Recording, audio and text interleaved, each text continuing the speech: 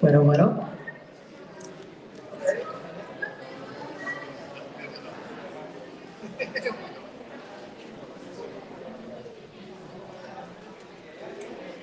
Compañeras y compañeros, este panel va a ser sobre todo en el idioma inglés. Entonces, si necesita asistencia con el lenguaje, por favor, puede ir a recibir su equipo para escuchar la versión en español. I'm just making a quick announce that this panel will be mostly in English. So if you do not understand English, please come and get the interpretation equipment so you can hear the conversation. Gracias.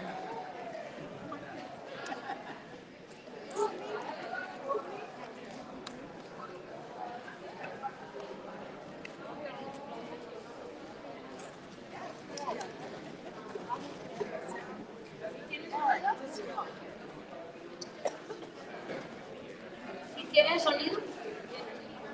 Ya. Luego.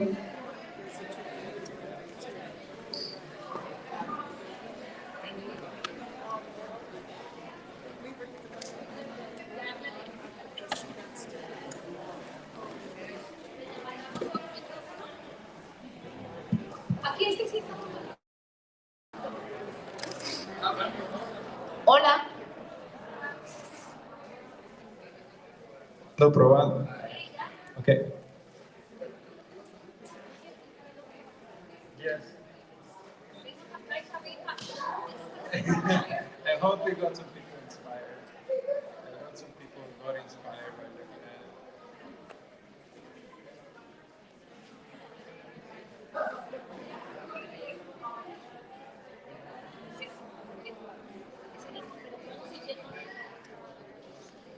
Bueno, how many people here don't speak English? ¿Quiénes no hablan inglés acá? De los que están ahí sentaditos. ¿Se puede hacer en inglés el panel, les parece? Sí, porque si no nos toca traducir a tiempo. ¿Se puede traducir en español al que quiere en español?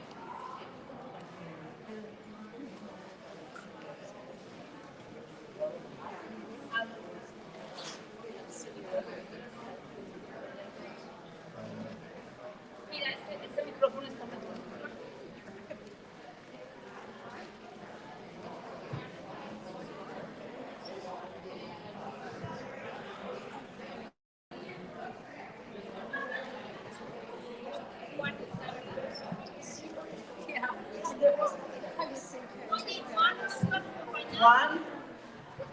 Juan. Te esperamos, Juan.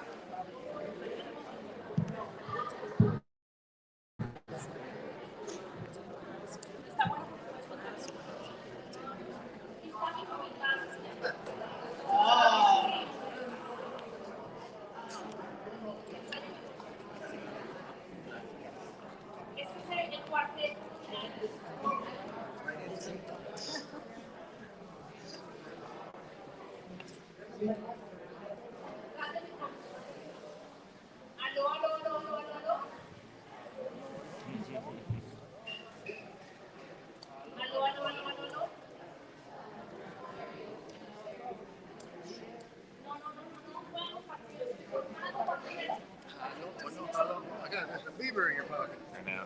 You got the same tripod? Yeah. You know what? I bought that tripod like 4 years ago. I got it to the same place.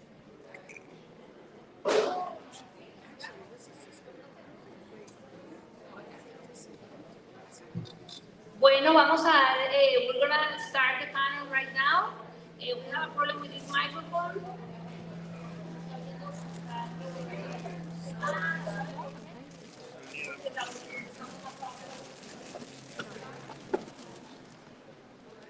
Ahí estamos, ¿ok? Ahí estamos.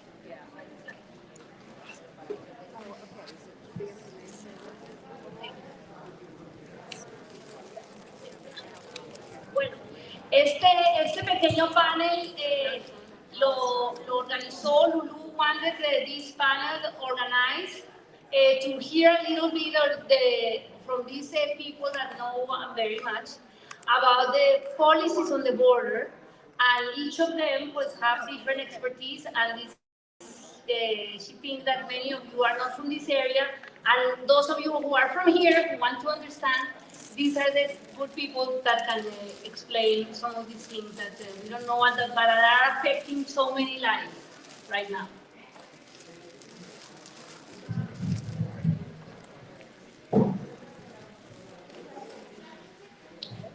Thank you, and we're gonna only speak in English, is that right?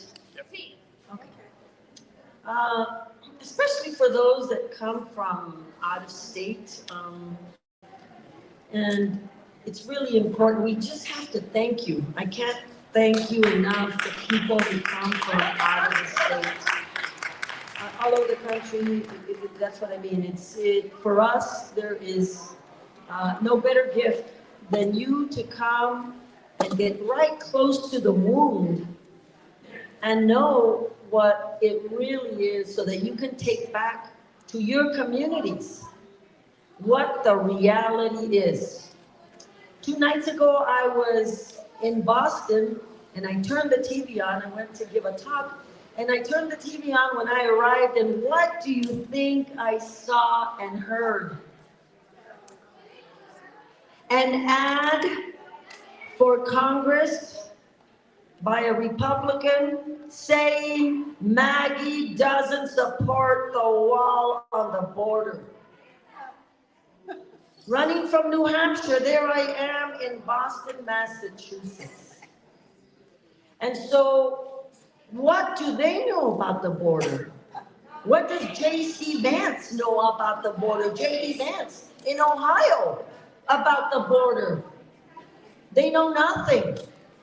They know hate. And we're here because of the result of that hate mixed with capitalism, right? The greed.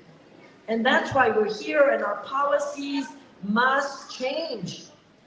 America's Voice did a study, and they found that the Republican Party, all of them are going to run on invasion, fentanyl, and border crisis. Those are the 3 things. Fentanyl has nothing to do with immigration. We have serious medical issues in our country, and the drug issue is another issue that needs a lot of attention. And so for them to blame immigrants on our society's huge dependence on the drugs that we have created is criminal itself. And so they don't care. They've already said they don't care. And we've seen inroads of them seeing the ads. All of you saw the half-page ad, those that live in Tucson, Arizona, in the Daily Star yesterday, from a group of Citizens for Sanity. 2 days before, they had the half-page ad with a photo, a color photo of poor immigrants in chaos at one of these refugee camps along the border that we have caused by violation of international law and the 1980 Refugee Act that we have here. We violated all of these laws. And we don't know.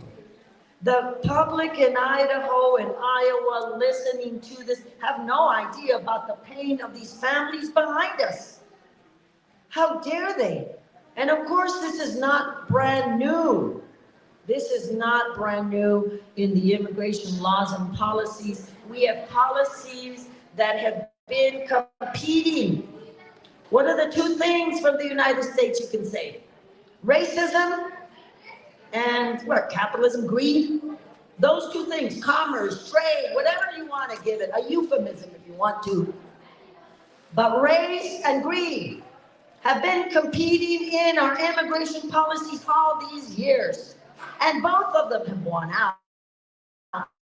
I mean, obviously, we used to go to DC back in the day where we were strange bedfellows that we would go to DC and the corporate interests would go to DC and say, do not regulate the borders more. Do not limit migration. Why? Because we have been dependent on the immigrant labor force, particularly from Mexico, but now from everywhere, to create this country. In 1918, 17, you should see, you need to hear and read what was going on there. After we trashed the Chinese and the horrible things we did to them, what did the corporate class decide? Well, we got to look south for the cheap labor. We're not going to pay our workers correctly. And since then, we have been telling Mexicanos to come. How dare us attack Mexicanos when we have built the country? When immigrants have built the country, what fuels huge economic engines? Immigrants, cheap labor. We have an addiction to cheap labor, and we have an addiction to drugs, and instead of addressing them for what they are, we criminalize them in order to make even more profit. And so that is why we're still here, based on the 1929 Undesirable Aliens Act, where they describe us like, you wouldn't believe it, right? I could read you how they describe us as mongrels mixed with blacks and sorry whites and those Mediterranean horrible blood, and that's who we are. And since 1929, make no mistake about it, our immigration laws are based on that, trying to prevent, deport, and punish. And part of punish is killing, is death. Raquel Rubio Goldsmith talks about our policies based on death, actual death, where you find your child.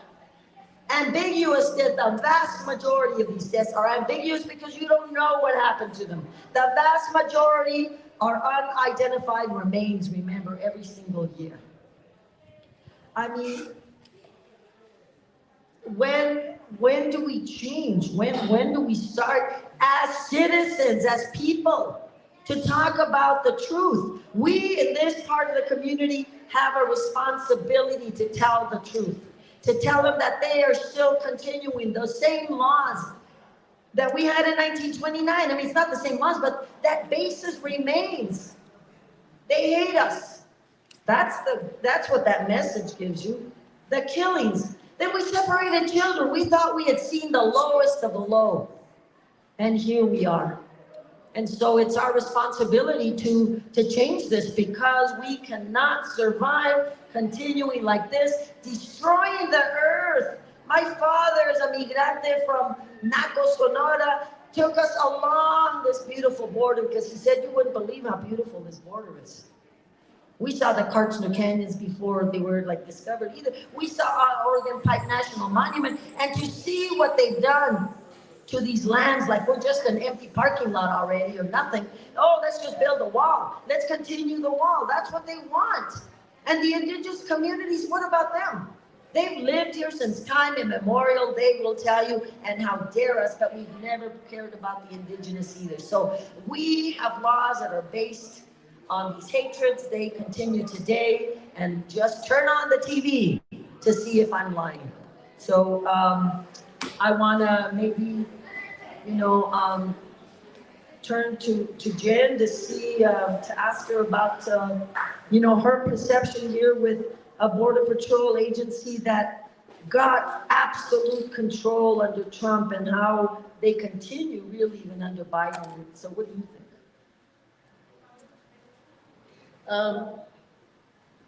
I think it's important to remember the past and to look at the past, because we're repeating the past over and over again. But I also think to make it relative to today and to talk about policy, when we talk about Trump's MPP and Title 42 policy, Title 42 is still in effect. But Title 42 and MPP are also based on racism. And the way we know that is because of the Ukrainian war. And when the Ukrainians came here to seek asylum, fair amount of them are coming to the border over where I live in California. And I was asked by a former senior border patrol agent shows up to help people get their asylum claims. The cameras show up. So that's what I did. And within a week, the Biden administration reversed the policy and started allowing Ukrainian citizens to come in and claim asylum. And they deserve it. But what about the Guatemalans? What about the Cameroonians who are also coming from war? What about the Haitians? What about the Hondurans? What about the Mexicans? So, and everybody else. So there we see there's a definite difference if you're coming from a white country and you are white versus if you are coming from a brown or black or maybe even an Asian country. And it's so blatant, and yet the media does not want to talk about it.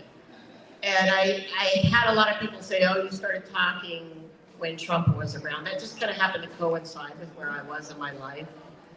The truth is I was hired under the Clinton administration. I enforced deterrence policies that send migrants out to the deserts to die. And then that was ratcheted up after 9/11 under Bush. And they had to create a policy, a law that criminalized asylum seekers. It used to be, and it still actually is a law under the 1980 Refugee Act, but we ignore it, that asylum seekers are not to be punished, even if they cross the border in undesignated places. It's not supposed to be considered, because the assumption is if you're fleeing for your life, you don't necessarily have the time to get a passport and get all the evidence that you need, and then sit and wait in line at a port of entry. So it is legal for asylum seekers to actually cross in between the ports of entry and wait for a border patrol agent to come up and ask for asylum. That is actually a legal way to do it. So when George Bush started saying we're going to charge the illegal entry as a criminal charge, each one of these is a step into criminalizing a certain group of people that, at least on our southern border, predominantly tend to be black and brown migrants. So the Ukrainian thing was kind of a hiccup. And they basically did what they wanted to do, and then they just ignored any criticism about it. The fact is like you were saying, that we blame the fentanyl on the migrants when they're not doing any of it. Most of it's coming through the ports. It always has come through the ports because of corrupt agents. The Title 42 is not about COVID. Title 42 is about completely shutting down the asylum system. And if Trump had won, they would keep Title 42 because they like it. And if Trump had lost, it puts the next administration, which obviously would be a Democratic administration, in a tight bind. Because if they get rid of Title 42, they look like they're soft on the border and that they're for open borders, is what they'll say. But if they keep Title 42, then we keep sending more and more people to their deaths. And the thing that I often say about the difference between Democrats and Republicans is that Republicans just relish their brutality and they like to talk about it. Democrats just don't want to talk about it. They're quiet about it. And I'm going to include progressives in that because I used to talk in the Trump administration, man, and I had progressives calling me left and right looking for information and this and that. But where are they now? Where are they now that their president is in power. They're very quiet on the border issues.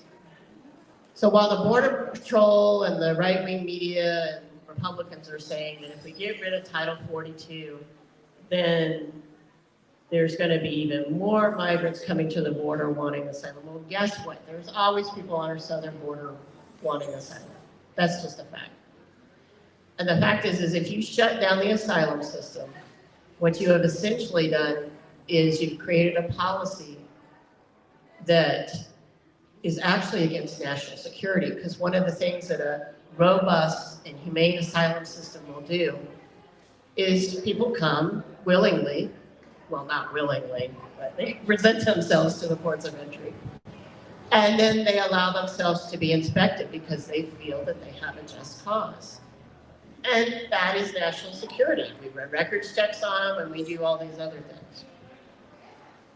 If you have no asylum system, then people who are desperate, fleeing for their lives, they're not choosing, they're being forced to cross the border illegally. And when that happens, you can't inspect everybody. So I keep trying to get the left to talk about policy and stuff and asylum as that is national security. An actual asylum system that supports immigrants and helps them in the country once they're in the country is actually beneficial and safer for us. It helps us identify people who are trying to subvert the system. So I think I want to leave you with the thought that I started to talk about deterrence policies as a slow genocide. I believe that's what deterrence policies are about. Well, typically when we talk about genocide, it's specific race or specific religion. And I was kind of hesitant to call it a genocide for many years because it wasn't based on race. You know how we whites like everything to be like specific and, labels and stuff. Otherwise, it's only got to be this one way. But when you look at what happened with the Ukrainians, you can say, okay, this is definitely a genocide.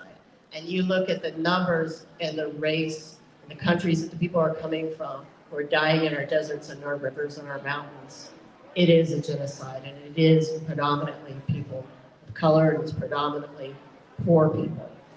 And I think I would like to start seeing Democrats, people who support immigrant rights, talking about the fact that an asylum system, a policy of a closed asylum system, actually makes us less safe.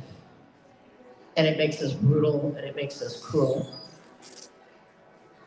But we've been doing this a long time. It's always who we've been, as being brutal and cruel to other races. And I mean, for God's sakes, we separated children and nobody's been held accountable. And I was in Del Rio during the Haitian incident, and the fact that they just put all these Haitian families on planes, put them on buses, and got them out of the city so that Haitian delegates couldn't see what we had done to them. It was a concentration camp. It was an outdoor concentration camp. And I'm going to say right now, very controversial, I suppose. It's an ex-senior Border Patrol agent and an ex-senior intelligence agent at sector level. Detention centers are concentration camps. They are concentration camps for the purpose of making money for private prisons, and then those people can turn around and give money to politicians, even like Democrats, and they can keep this going. It is against the law to keep somebody, an asylum seeker, in custody when they have committed no crime. It's against the law to take their children. It's against the law to shoot a 16-year-old boy in the back 10 times. And it's against the law, and it's against nature, and it's against God for the Border Patrol to consistently get away with this, and CBP to get away with this over and over and over again. Yeah, and that's all policy, as you said, Jen, and the Democrats also failed to do one thing, which we don't, SOA Watch and all of us, and that is to address the root cause. How dare us deny people coming from Honduras, from any of those places after what we've done in those countries and continue to do. And so that's the other big piece with the Democrats that they don't want to talk about, right? They don't want to talk about it. So, Eric, I know that that many of us in Arizona have been fighting now for decades together, you know, but initially the environmental movement across the country was very anti-immigrant, and us in Arizona, we formed Tear Down the Wall with the Center for Biological Diversity, and so tell us about the impact on the environment of these border policies and what the environmental movement has come to grips with to deal with the situation. Thank you, Isabel. Hi, everybody. Hope you can hear me. My name is Eric Mesa, and I'm super happy to be here. Super thankful to all the families of the victims that have done their journeys to be here, to continue this very inspiring fight that, you know, us to the end, and hopefully we'll get some justice soon. It's hard to follow Isabel and Jen, you know. I think my stomach is still kind of like recovering of all these super complex and challenging issues that we face here at the border. And so I was born in a small town called Guaymas. Some of you might be familiar. And I've been coming back and forth to this border since like my ancestors. My ancestors are actually from Arizona, and they migrated to Mexico back in the day. Migration was backwards, ironically. Doesn't mean that it couldn't change in the future too, if you think about it. So I remember coming to Nogales, you know, this place since I was a little kid. I had the privilege to have a visa and come and get my Christmas shopping here. And it was very different back in the day, you know. It was like not like the concertina wires and the big walls. My mom would just hold my hand, take me to the other side, get the toys, and then we'll head back super happy. But now that I've been really getting to try to understand some of these issues, you know, and the more that I learn, the more that I think that I don't know. So it's always like super challenging. And I start, as Isabel mentioning, joining the environmental movement, you know. And I work for an environmental organization called Sierra Club, you know. So maybe when you think about Sierra Club, you think about these white people hiking with the top of the line here, you know. So it is true. I want to challenge that, you know. That doesn't represent the border, you know. That doesn't represent the diversity that we have here in the border. We have to do it differently. We have to really look at, we cannot just be out there trying to figure out how much damage to the environment the border is doing, or to the animals that live on the border. You know, it's pretty obvious, you know, if you look at it, it's on your face, you know. I don't think we need more data, you know. We need to really start thinking about the root causes, you know. Why is the wall there in the first place? Why is why this country doesn't have an immigration reform that serves the people, you know? And as Isabel was saying, like, we are continuing to criminalize migration when migration is what has built this country in the first place. And I think it is just super important to start asking us those questions, you know, because the wall, as it has been developing over the years, you know, I think it is important to talk a little bit about the environment, you know, because just to step back a little bit, it was really inspiring to come to the space and see all the youth like having these dances, and it's beautiful because I think that, and just singing the songs about the who's the real criminal from the youth, you know, I think that's something that we sometimes don't acknowledge enough, the power of the youth and the next generation. And I think first of all, you know, when I show up and there is youth on the space, I like to apologize because as an adult, I feel that we haven't done enough for them. You know, we continue to handing them this mess and say, well, your generation is the one that is going to figure out. No pressure, right? So it is not fair, you know. I think we need to do way more for them, for the people. In 2005, there was a thing called the Real ID Act. The Real ID Act is something that, if you're not familiar with it, it was signed by the US government in order to, as a response to 9/11, you know, so people, that allows them to waive most of the laws. If you can think about any law that has been done in this country to protect the environment, has been waived in order to construct the border wall.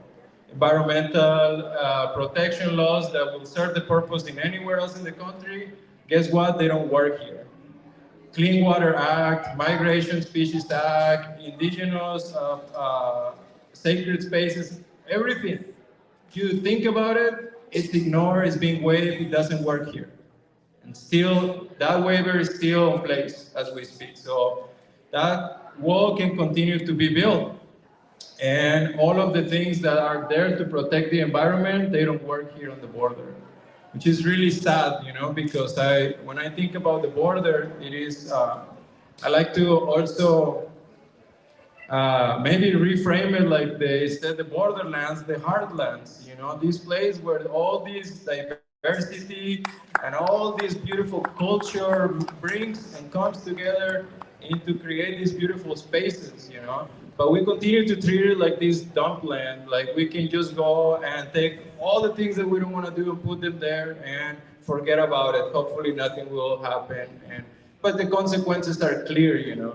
I think that we're missing out a huge opportunity at the border, and because we're underestimating the resilience of borderland people and all of the wonderful things that we bring also to this beautiful land. And also, I just want to say that the border has expanded for miles and miles into the pristine desert. It also has affected a lot of the wildlife that lives there. As I mentioned a little bit, you know, if you look at the design of the wall, any animal that is larger than a rabbit, you know, or something, it will not be able to cross. We just have cut in half the ancestral territory of these creatures. You know, desert animals, in order to survive, they need to cover large amounts of territories to find the food, the water to survive. Now, if you go, like I was just there last Sunday with Gail, and it's like you see the deers hanging out, looking at the other side of the wall, thinking, why is it that I cannot go there anymore? And this is just a very sad story that no news are showing up, you know, they're just, I was there in Yuma recently and I found more reporters than migrants, and they were asking me, what time do the migrants show up? You know, we want to like blow it up on the news. So I think it's important, you know, to pay attention to all these things and pay attention to the environment. I think the border, it is a completely political and economical monument of capitalism, you know, the most expensive political prop in the history of this country. And politicians just keep coming to take their photo prompt, but nobody really thinks about the environment, what we're leaving behind to our future generations. I want to someday be able to go out to those mountains and tell my kid, you know, hey kid, this is where the mountain where the jaguar and the deer lives. Not to say this is where the jaguar used to live until we decided to put those walls. So thank you. Thank you, Eric. And I want to end here with really an important perspective. You know, we all lived the funneling of all the immigrants here in Arizona. We were the state to, you know, become a laboratory for all the policies that went internally. And, you know, to our east, of course, is the largest border, the Texas border with Mexico. And people used to say, oh, Isabel, if that was right, they would have just gone into Texas. Well, no. Texas has a whole different geography and political landscape. Here in Arizona, most of the land is owned by government. Arizona government or the federal government. The Tohono O'odham Nation, yeah, and the base, right, the bombing base. Very good one. And we had a very conservative, always been a fast-growing state. They could not pick Texas.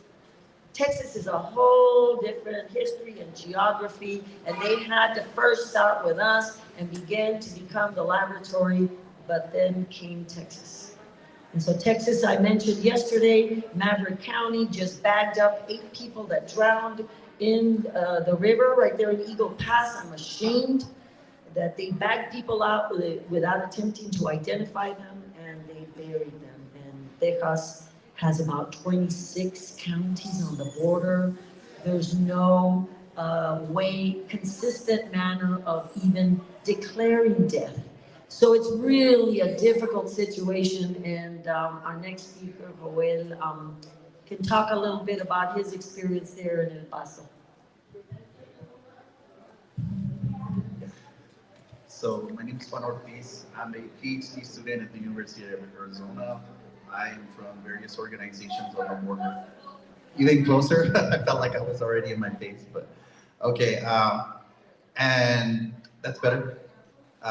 There's so much to talk about it. I was hearing everybody else talk about issues in it's really hard for me to answer questions about the border in El Paso because it's really it feels like people are asking me what time it is when they want to know how a clock works. It's extremely complex and layered, and the border is not really like a location, a locus, it's an intersection, and so many issues are layered and deeply layered. But one of the things that you were bringing up and that just brought to my mind something that I was talking about is that El Paso is part of these 3 Souths that make it very particular.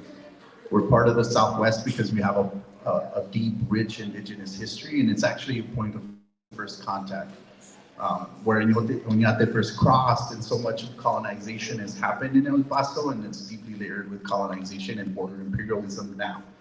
But it's just one of the many iterations. That's why we are so militarized. I call El Paso a city-state, a police city-state, because there's so many entities. Whenever we show up to anything, it's hard for us to differentiate who's MORTAC, who is from the military base in Fort Bliss, who is PD. During the George Floyd uprisings, we were literally having to ask different entities, who are you? Because they all have heavy armament, they all look militarized, because they all are militarized.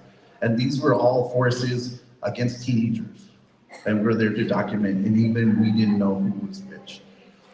So we're part of the Southwest in that history of border imperialism and colonization, which is super important because El Paso is literally a place of ancestral passage. We are called El Paso al Norte, so it's ancestrally always been a place where people migrate.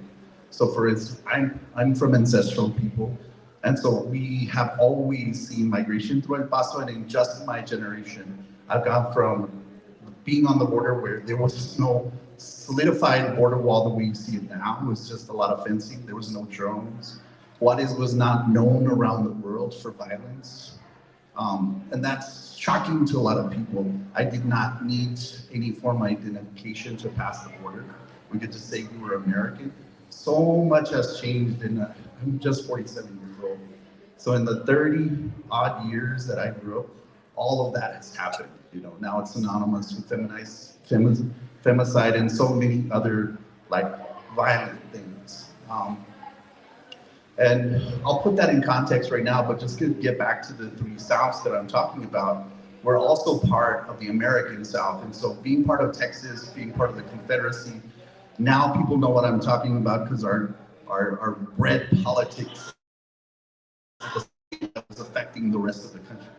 But we have been telling people for decades, if not generations, that El Paso was a front line in much more ways than that. The state has always been very conservative, but also had very hardened democratic roots. But we have seen them, exponentially try to make efforts into ours, especially in South Texas, to convert the state. And both sides, we've been telling the people in liberal bastions, if you do not help us in our fight on the border, it will begin to impact you. Because like you were saying, it's always been an incubator for policy. And that includes all the things that came under Trump. Because it's important to recognize that it's all had a domino effect. From zero tolerance, creating family separations, creating these makeshift, untenable concentration camps in the desert. Basically, that's what they were. Because we were occupying some of these places, and we ourselves occupying some of these places needed to bring in potable water and the rest, because even those facilities need to do that. That is how untenable that situation is, and that's why it's understandable where children were dying.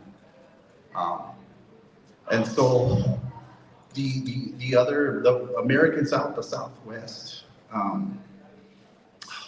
the global South, because El Paso has always been very cognizant of being, this first wave of other. So it's not only is the border in El Paso a scar, like it's always described, but it's also a womb. It's one of the first places of the othering. And so this tertiary identity that we have in a very black and white binary United States is important to recognize, because that's the facet that represents the entire global South. And so I grew up in Juarez and El Paso, living a very fronterizo lifestyle where there was people from all over the world in very disparate situations. Part of the work I do now is helping on both sides of the border and helping migration. But it's important for me to always iterate to folks, this is something that's been in continuum since time immemorial. People have been always migrating to El Paso. The only thing that's happened is that border and the drastic situation that it's created, both by colonization and with it, these racial dynamics, this historic racism that has affected us in different ways. But it's a deep traumatic wound in the border. It's not happenstance that at the same time Trump was attacking immigration, we were having white supremacist groups from all over the country show up in El Paso that resulted in one of the biggest mass shootings of Latinx people in our history, which has already almost been forgotten. But that is the deeply traumatic thing that's happening in just a short amount, like in these last 4 years. At our organization, our space was attacked by white supremacist groups. I was attacked during a particularly violent hate crime. El Paso was like the site of a mass shooting, but there was already all of this violence going on around us, and including when children were dying in their community because they were being left out, like they are now, except no one, as you were saying, is noticing now because it's a Democratic administration. When it was under a Trump administration, I was on Democracy Now! Talking about how we had to respond to children, to people that were being left out in our community at the Greyhound stations. That's happening right now. It's just not in the middle of winter where people were literally dying, including children, but winter's coming, and that still hasn't been solved. El Paso had to step in because the nonprofits threw their hands up and said, we can no longer support this. Now folks are being bused to other parts of the country, and the rest of the organizations, the rest of our country are starting to say, we don't know how you did it for so many years with no money, with no anything. No, none of the major resources that structural institutions have, just people power. But one of the things that we wanted to do, and that's super important for us, was to take back the narrative from the government of saying, you are the ones creating the chaos. We are the ones creating the order by literally showing up for folks. And that's what our organizations were doing on both sides. And that was purposeful, and that's how you push back. Now other organizations are contacting us from across the country now and saying, this is what you've been doing in your community. Because what we were hoping to do in those situations is show, if you give us resources, if you provide us support, we will do a better job than even the government is doing.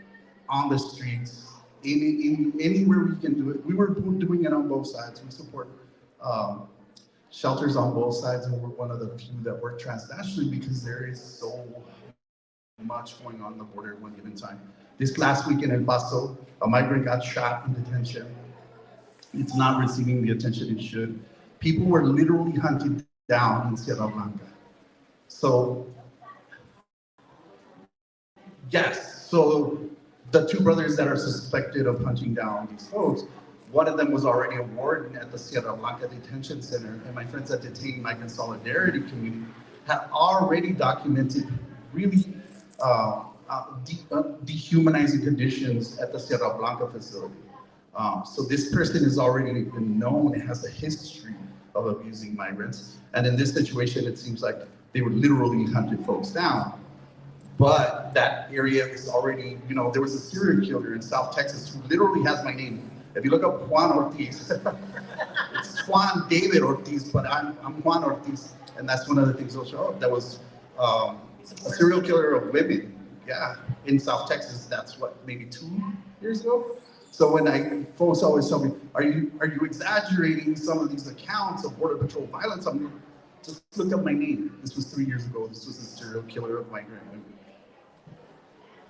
So, and I tell them, it's that situation. If I'm exaggerating with even today's day outside of where our house is, Casa de Carmelita on the border, we still have migrant folks in Segundo Barrio with nowhere to go, no sponsors, no, you know, no means to be able to make it through the day.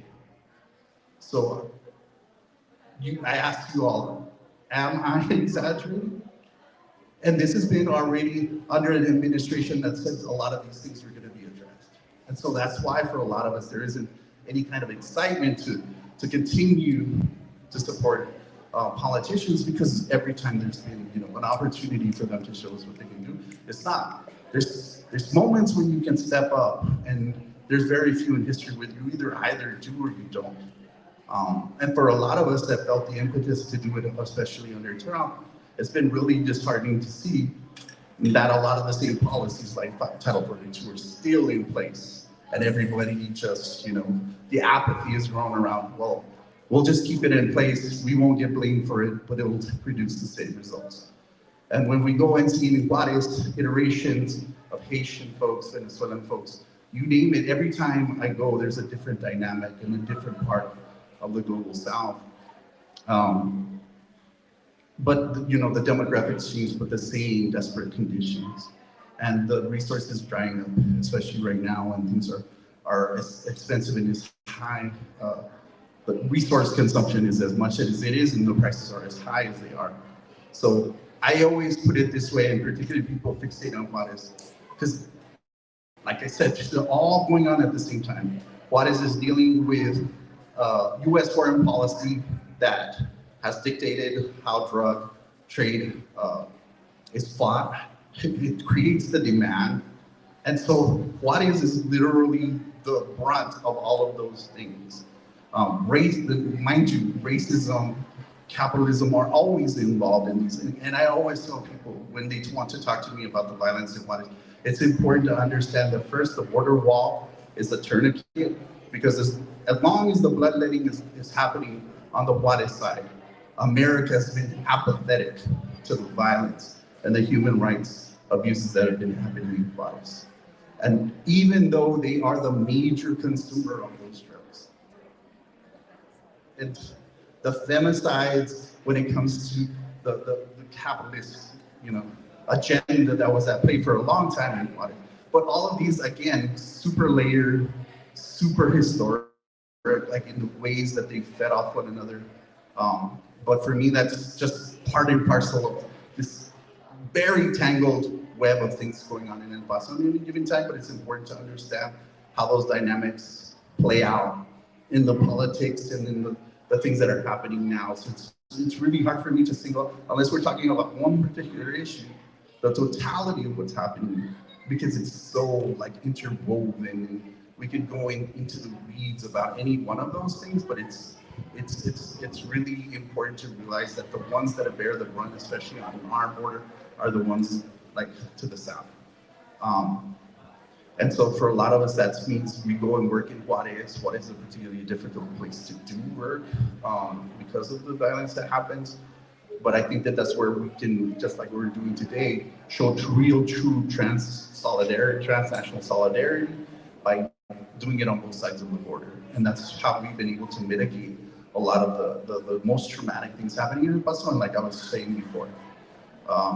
showing that as a community, what we've always done is part of our ancestral, in our worldview, Korima, helping others, especially, like, it's a promise to the universe that when we help others, others will help us. It's a commitment we make to the universe that's in true reciprocity.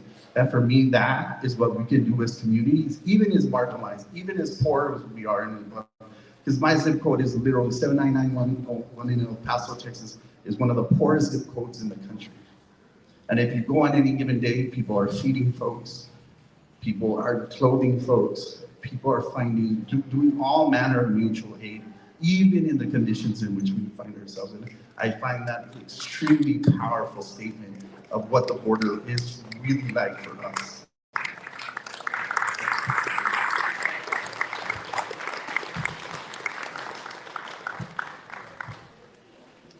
I guess we invite some questions. I don't know what our time is, Ana Maria, but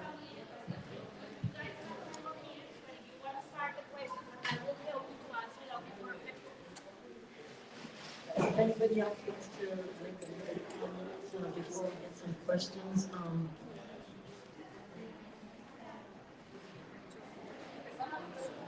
Okay, so we'll start with any questions that you have about what you have heard. Any questions? That you have in your mind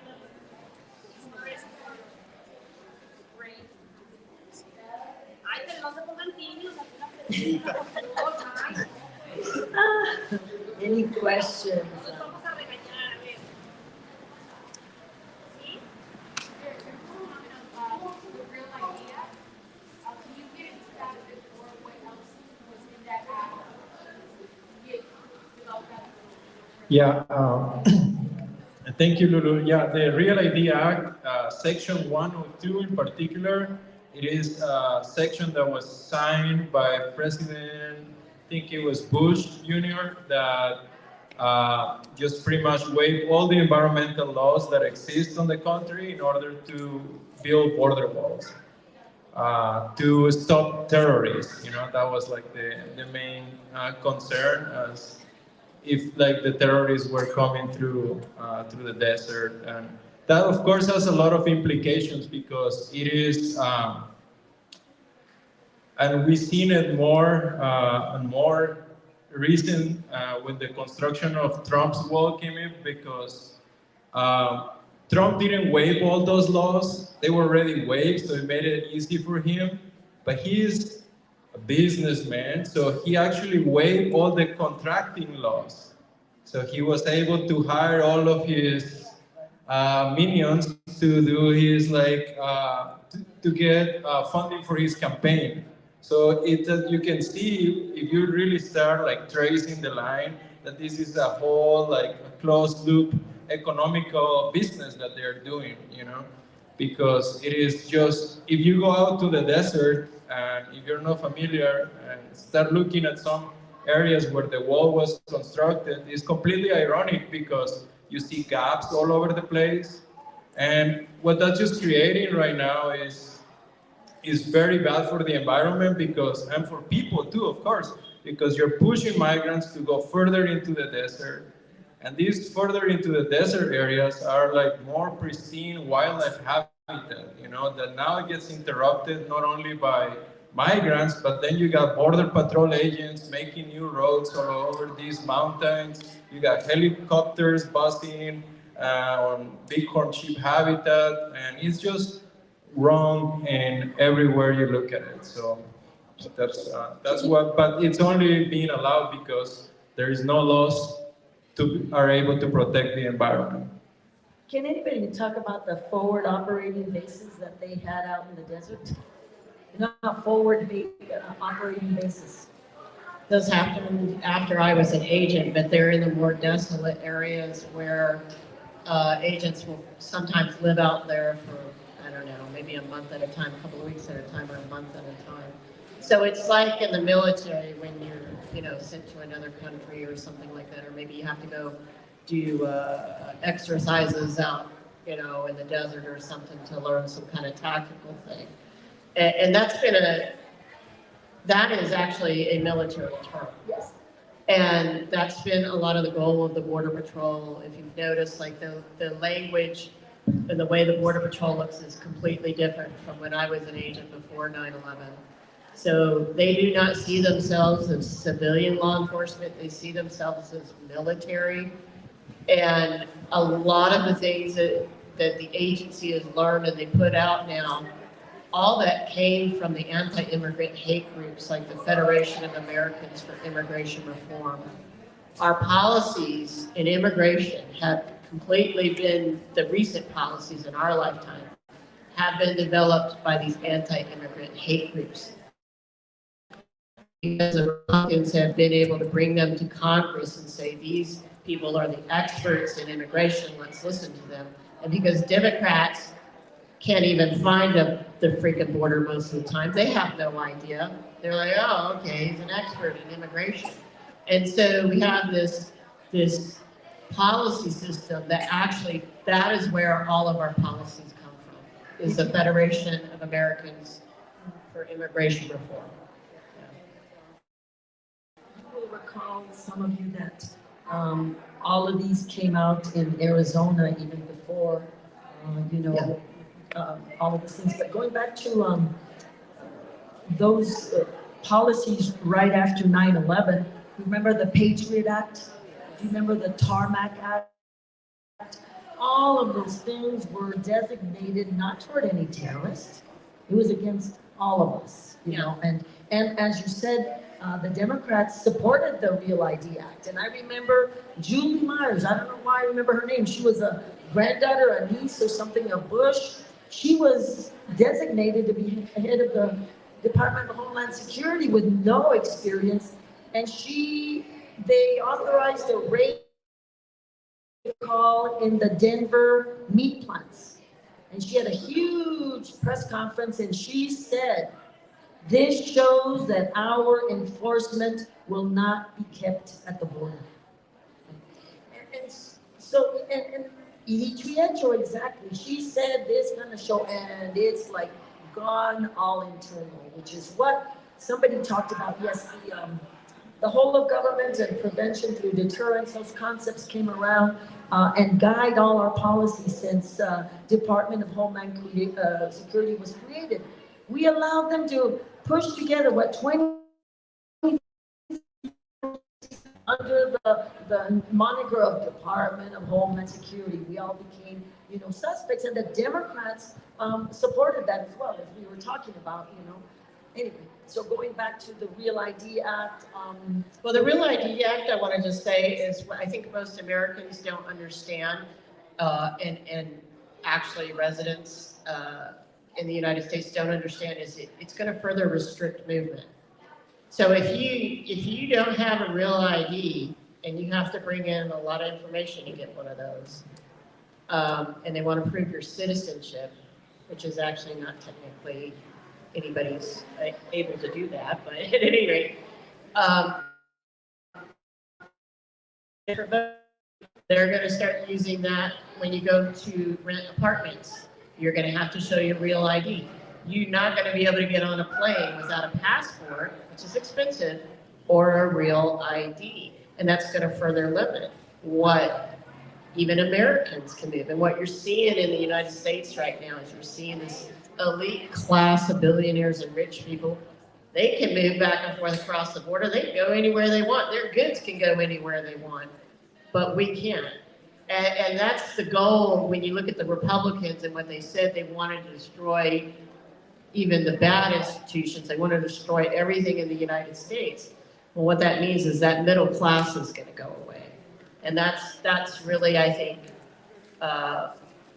one of the most terrible things. And the Border Patrol and the CBP, their goal is to be the national police force, where they go around and ask everybody for their papers. Everybody, no matter, I know white people, we always think that we can get away with it, but no, you're not going to get away with it. And what I find most interesting is there are no more agents physically down here on the border than when I was an agent 20-something years ago. So where are they? Well, they're in the State Department. Border Patrol agents and CBP decide who actually gets to come over in asylum cases. So when people go to the consular offices and stuff, there's diplomats there. You go to USCIS, those are diplomats. They decide, yes, you meet this, okay, we're gonna bring you over, blah, blah, blah. It's how it's supposed to be done, right? For refugees and so forth. But what we didn't know, especially during the Trump administration, I have a feeling it's been going on for a while, but I'm not sure yet, is there are actually CBP agents stationed all over the world in the consular offices, and they're telling asylum officers no. They're telling USCIS no. And so nobody is allowed to get in. So you have the agencies, CBP, ICE, Border Patrol, culture-based and white supremacy and racism, are now going to the diplomatic agencies who say who can come in, and they're saying now you can't go in. So what happens on the border doesn't stay on the border. And what we saw in the Trump administration during the Black Lives Matter protests, where you see Border Patrol agents going out, clubbing people and kidnapping people, that's going to keep happening. And if you're white, it doesn't matter. They are going to keep coming after us. And Border Patrol is gaining more and more power, and they're gaining more and more jurisdiction and authorities. And they're going to keep coming. It's part of the whole of government that people don't get, that their mission is to get all of us on the same track that they are, to adopt a vision, mission, and mode of operandi. You know, they even actually published a book that they had to get offline called How to Deport 11 Million People Unlawful Immigrants from the United States. They did that, right, Department of Homeland Security, from the Department of Detention and Removal. And they identify everybody as a stakeholder. Everybody identify activists, lawyers, politicians, church, and everybody. And it's how to infiltrate every part of government, especially police officers, to adopt their mission. And we've done it. It's called Operation Stone Garden. It's a federal program that saturates the federal the border on Mexico, the U.S. border, with very needy, financially strapped communities. And they say, oh, we're going to give you $2 million in Pima County. We'll give you $2 million, if, you know, and you will provide police officers on their time off.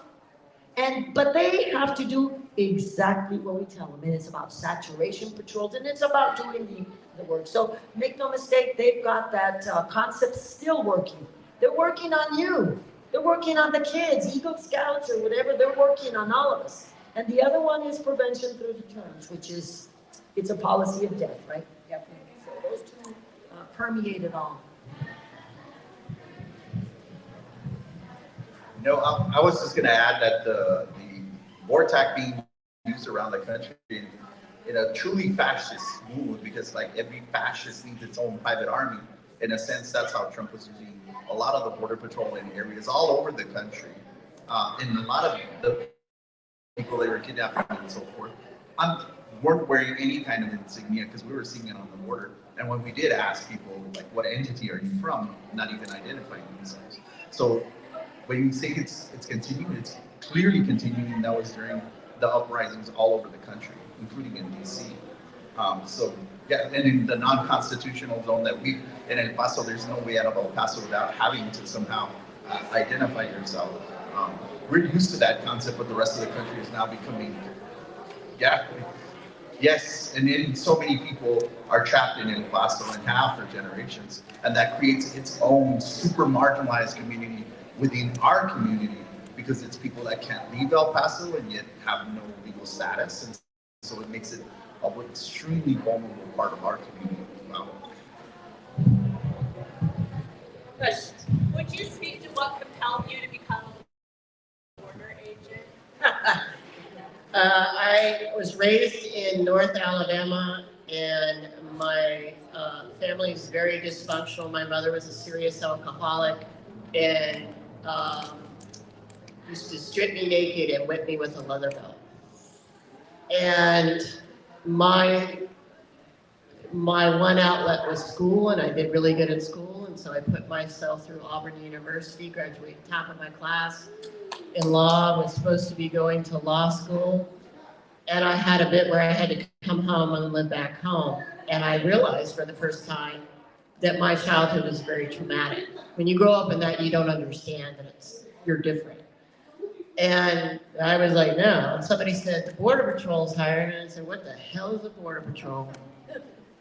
So I considered myself liberal. I knew a lot about the civil rights movement. I thought, as the kids say today, I thought, woke. I was dating black guys. I liked black girls.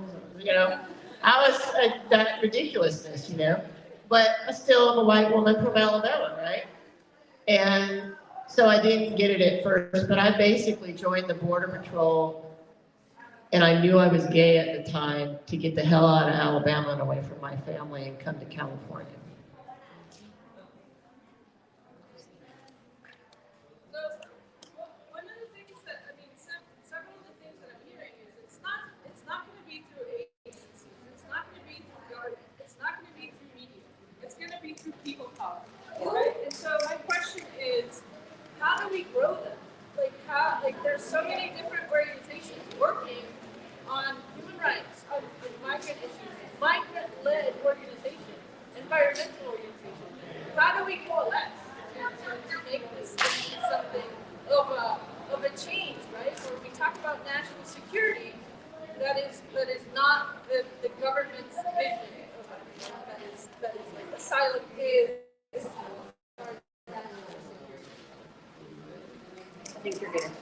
I think you're gonna have to speak to this, because as a white woman and as a former Border Patrol agent, I don't think I should. I can have comments on it, but it needs to be coming from people of colors. Well, that's the question, right? How do we come together? I think that's all our jobs, to break those walls between, what we believe is the important issue, women's rights, Roe v. Wade. Well, we have to understand, I'm not just a woman. I'm a worker, I'm an immigrant, I'm not, we're all of it together, all at once. We are all of it. And so until we learn that, I don't think we'll be able to do anything in terms of solving the issues. It's a tough thing. I can just tell you, it's really tough under capitalism. It really is. They laugh because capitalism continues. We've got to change. They change. Globalization is their last wrinkle, their last change, and it makes it sound like, we can travel the world. Wrong. Since that has happened, we have less and less rights. Whether in Africa, South America, all those governments have done internal measures to keep us in, except for the elite. The elite can always manage, so it's a tough thing. Eric, or some of you people may have some answers. I do want to say, I think if you're white, you need to be prepared to put your body on the line, and you need to let the people of color, the people who have the skin in this game, lead, and then you put your body on the line.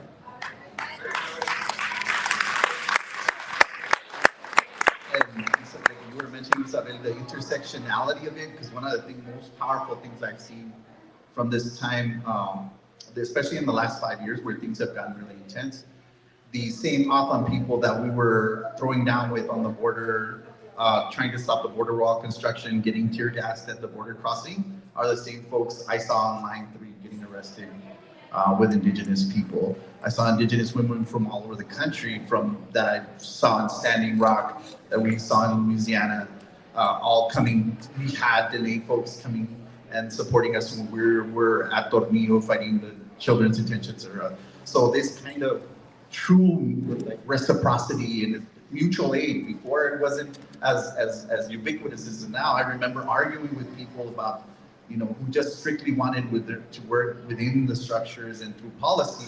And in this one presidency, you saw how much policy can be undone in literally just a matter of minutes. And so for me, being out in the streets and creating true solidarity that's even transnational, in particular, like you're saying, because here's where it truly matters, And intersectionality matters because there's so many folks that will work arguably within their own, compartment, but never like in others. And so that to me has been super challenging, because in one space you can be the most marginalized person in one space, and then in the other be one of the most privileged, because it's that traumatic on the border. And especially when there's a line in the sand that's dividing us, where everything is so exponentially worse on the Mexican side. And we have them, even within our own demographic, people who won't go to Juarez. It's understandable, right? You're already marginalized people being asked to do even more. And like you were saying, particularly for those that are privileged, unless there's an impetus for those folks to step up, and that includes for all of us, because we all benefit from some form of privilege. We go and support feminist groups, particularly for that reason. We're able to put our body on the line as being Americans on the Juarez side, that's one of the intersectionalities we recognize. But one of those cross-cultural, cross-issue coalition building for us has been super productive and directly impacted like you mentioned. Thank you, Juan. I think we are done. ¿Verdad? Yes. Oh, sí, sí. Estaba, miren, muy interesante y muy bueno, y gracias a ustedes. Thank you so much por tomar el tiempo de explicar tantas cosas que uno puede explicar bien. Un aplauso más grande para esto, pero no se puede perder. Bueno, muchachos. Okay, now I tell you what follows. Now you have all this information on your mind, and I hope that when you go back to wherever you're coming from, you will be working hard to make sure that everybody, wherever you are, knows what's happening on the border, because we in the border know, but that's not enough, ¿no? Vamos a hacer acciones, ¿verdad? Donde quiera que estén, y juntos, estamos juntos. Y ahorita, what we're going to do now is take your time, go to the bathroom. If you're going to drink something, you drink something, because we need to meet at 3 o'clock in la Plaza de las Banderas, which means we will leave from here around the 2:40. What time it is? O sea, exacto. We have 20 minutes to get your things together, do whatever you need to do. The director of the school reminded me to let you know that there is a GoFundMe for the roof, and it's on the Border Patrol Victims Network Facebook page, if you look at that. But I think we should send it to the SOA Watch, and to all of you, I'll send it on an email, porque no se me olvidaba. And she's very thankful. It was a wonderful thing to have you guys here, and she's always so open to receive everyone. And she always has the kids dreaming of how the border should be, and they have wonderful ideas.